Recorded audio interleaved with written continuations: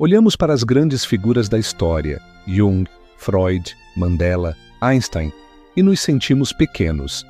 A vida deles parece uma epopeia, a nossa, um esboço inacabado. Mas, e se a grandeza não estiver no palco do mundo, e sim nos bastidores da alma? E se o verdadeiro propósito da vida não for aquilo que mostramos, mas aquilo que integramos? Carl Jung acreditava que o sentido da existência se revela menos nos triunfos e mais nas sombras, não nas máscaras que usamos para o mundo, mas nos pedaços de nós que tentamos esconder. O que há por trás do seu fracasso, do seu medo, da sua vergonha? Talvez ali more o que você tem de mais verdadeiro. O que Jung nos oferece não é uma promessa de sucesso, mas uma jornada de reconciliação consigo mesmo. Como podemos construir uma vida significativa num tempo em que tudo nos exige performance, produtividade e positividade? E se justamente o que evitamos, o erro, o medo, o mal-estar, fosse a chave de acesso ao nosso propósito? No próximo capítulo, abrimos a porta que poucos têm coragem de escancarar.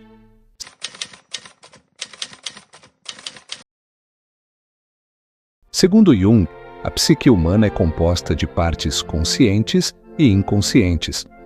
No centro da consciência está o ego, aquilo que sabemos sobre nós. Mas é no inconsciente que reside a sombra, o conjunto de traços reprimidos, desejos ocultos, emoções consideradas inaceitáveis. Não se trata de um inimigo, mas de uma parte esquecida de quem somos. Nietzsche já anunciava que aquilo que é reprimido retorna com força. E na contemporaneidade, a repressão assume novas formas, filtros, personagens virtuais, narrativas de sucesso que abafam a angústia. Jung nos lembra que a sombra não desaparece com negação. Ela se infiltra nos sonhos, nas reações, nas projeções. Autoconhecimento não é conforto, é embate. É sentar-se diante de si mesmo sem distrações, como propõe Simone Weil ao falar da atenção radical, uma disposição para ver o real sem fugir. A pergunta que fica: quantas versões de si mesmo você está evitando conhecer? E o que elas revelariam sobre o seu destino se você ousasse escutar?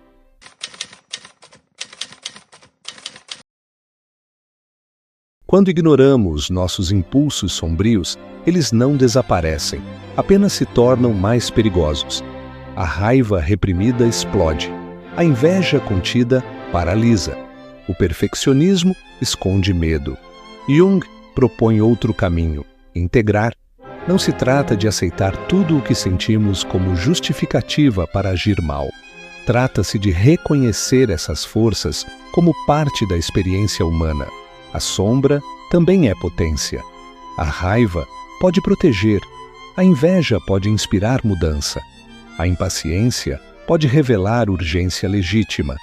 O trabalho da sombra é, portanto, um exercício de maturidade, transformar forças brutas em consciência. E esse é um processo contínuo, doloroso, mas transformador. Não é sobre tornar-se bom, é sobre tornar-se inteiro. Albert Camus, ao discutir o absurdo, propõe que a consciência do limite é o que pode nos libertar. Não se trata de apagar a sombra, mas de compreendê-la como parte da nossa resistência ao nada, porque é justamente nesse enfrentamento que reside nossa liberdade. E a pergunta permanece: como se manter inteiro num mundo que nos exige constante fragmentação?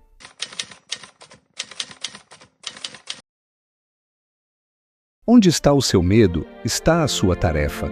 A frase de Jung é um mapa. Fugimos do medo como se fosse veneno, mas ele é bússola. O medo mostra o que mais importa. O livro que não escrevemos por insegurança, a conversa evitada, o projeto adiado. Jung nos convida a olhar para o medo não como um obstáculo, mas como uma convocação. Vivemos numa era de anestesia emocional, Rivotril, dopamina digital, positividade tóxica. Mas o medo continua ali, agachado na curva dos dias. Kierkegaard dizia que a angústia é o que nos torna humanos, pois revela o abismo da liberdade. Só teme quem pode escolher. Só sente angústia quem está diante do real. Agir apesar do medo é a marca de uma vida significativa. Como nos lembra Clarice Lispector, liberdade é pouco, o que eu desejo ainda não tem nome, e se o medo for justamente a fronteira entre o personagem que você criou e o sujeito que você pode ser.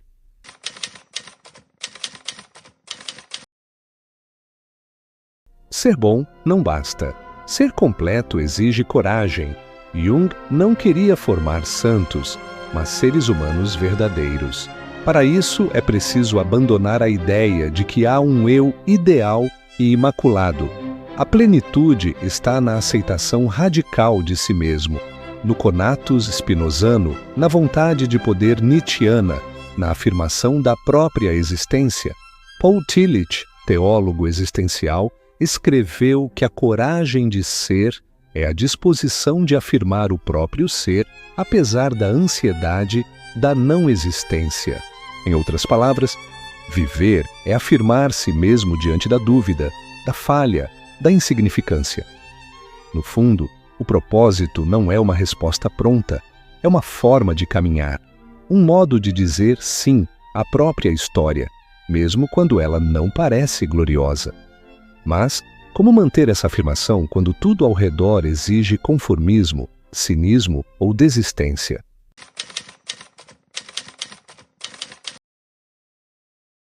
A vida não tem um sentido pronto. Ela ganha sentido quando nos tornamos quem realmente somos. A sombra não é um castigo, é uma mestra. E a cada vez que a escutamos, um pouco mais de nós emerge, não para ser exibido, mas para ser vivido. O que define o propósito da sua vida não é o cargo que ocupa, nem o prestígio que alcança.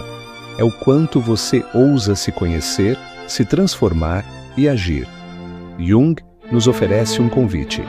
Pare de esperar por um grande chamado e comece a responder ao chamado que já está dentro de você. O resto é ruído, mas o que vem de dentro, isso sim é destino. Como diria Rainer Maria Rilke, a vida sempre está certa. Mas ela só revela essa certeza àqueles que mergulham no caos sem perder a escuta.